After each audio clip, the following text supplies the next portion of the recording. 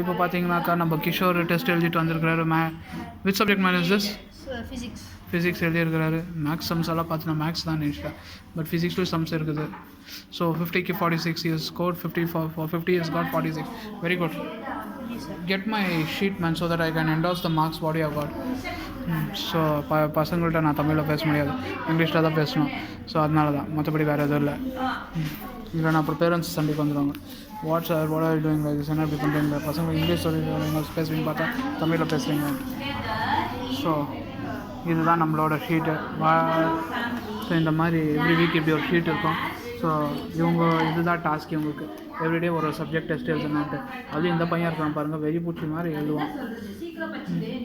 இப்போ ஆல்ரெடி அவன் 3-4 முடிச்சிட்டான். இந்த கடைசியாக இருக்க பாருங்கள், இதுதான் அவன் பேர். 1 2 3 எழுதிட்டுருக்கான். 3ஆவது நாள் 3 எழுதிட்டுருக்கான். இப்போ 4வது எழுதிட்டுருக்கான். Why don't you hold this for me, man, so that I can enter your marks? Hold this. Sorry, why please, sir? Physics, what was the lesson you wrote? Measurement, right? Yes, sir. How much? For 50, 46? Yes, sir.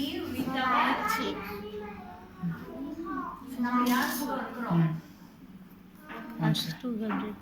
Yeah. Now next which we are going to do? Nana Desha, Nana Jana. Quadrilateral. Huh? Quadrilateral. Okay. So next ಇದು ಪೂಜಾ ಮುಷ್ಟಿಯಮ್ಮ test எழுதிட்டியா?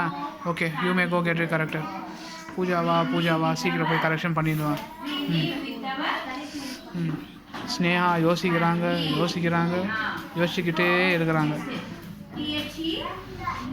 So நேர்களை மற்றும் நம்ம பார்த்தீங்கன்னாக்கா இப்போ வேறு students இது பண்ண இதெல்லாம் என்னன்னே தெரில. எனக்கு ஸ்ட்ரென்த்து இவ்வளோ கம்மியாக இருக்குது.